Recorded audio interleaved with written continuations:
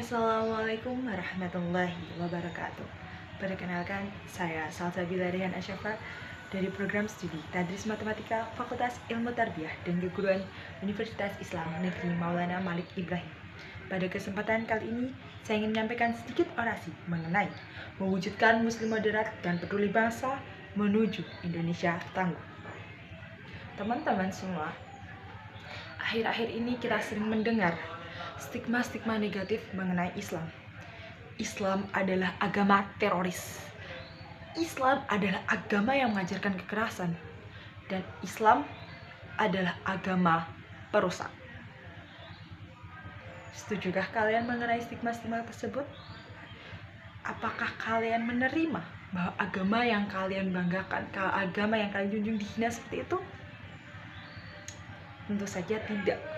Stigma-stigma ini hanya didasarkan pandangan mereka pada orang-orang yang sering menyalahgunakan nama Islam, negara-negara Muslim yang sekarang sedang berperang.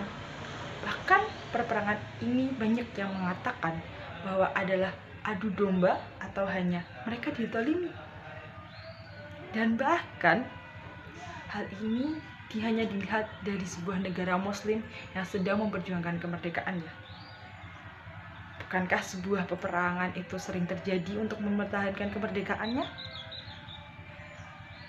Lantas, seperti apa sih Islam sebenarnya? Banyak orang yang telah melupakan bahwa Islam telah membantu peradaban dunia. Salah satunya dalam bidang pendidikan, di mana Al-Khawarizmi menemukan angka 0 yang ia terinspirasi dari bacaan Al-Quran. Selain itu, dalam bidang kedokteran, kita sering mendengar Avicenna atau Avicenna. Avicenna atau Ibnu Sina adalah bapak kedokteran modern pertama. Dan beliau adalah beragama Muslim. Bukan hanya itu, di dalam Islam kita mengenal persataraan hak antara laki-laki dan wanita, di mana seorang wanita juga diwajibkan untuk menempuh pendidikan karena ibu adalah madrasah pertama bagi anak-anaknya. Sehingga jika seorang ibunya cerdas, maka ia akan menghasilkan anak-anak yang cerdas juga dan menjadi penerus bangsa sehingga menjadikan Indonesia menjadi lebih baik.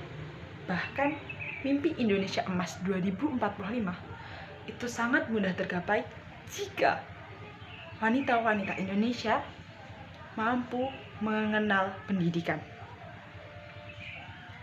Nah, selain itu teman-teman, Islam itu seperti apa sih? Apakah Islam yang saling mengkafir-kafirkan kelompok lain, yang saling menyalah-nyalahkan temannya sendiri, atau Islam yang membunuh saudaranya sendiri?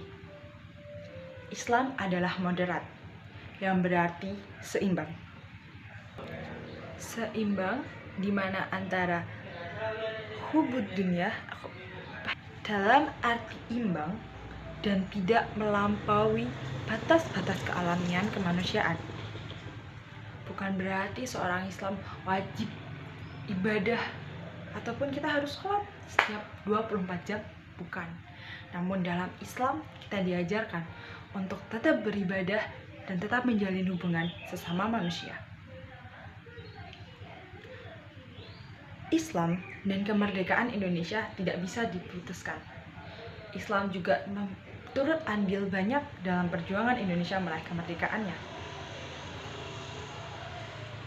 Namun sayangnya, negara yang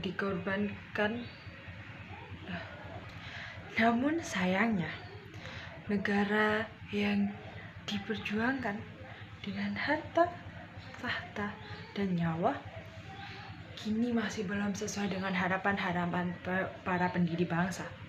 Negara ini semakin lama semakin terpuruk, ditambah dengan keadaan pandemi COVID-19, di mana kita semua sudah sulit untuk saling bertatap muka.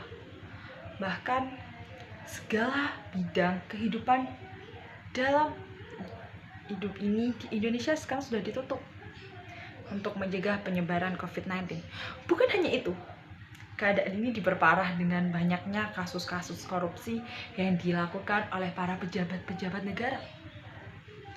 Kasus naiknya COVID-19 menyebabkan Indonesia sebagai red zone yang sulit sekali bagi kita untuk saling berinteraksi dengan lain. Lantas, apakah kita sebagai mahasiswa hanya diam dan menanti keputusan pemerintah tanpa melakukan apapun? Membiarkan negara ini semakin terpuruk? Tidak. Kita sebagai mahasiswa harus selalu bergerak dengan cara pertama, kita harus selalu menempuh pendidikan dengan baik.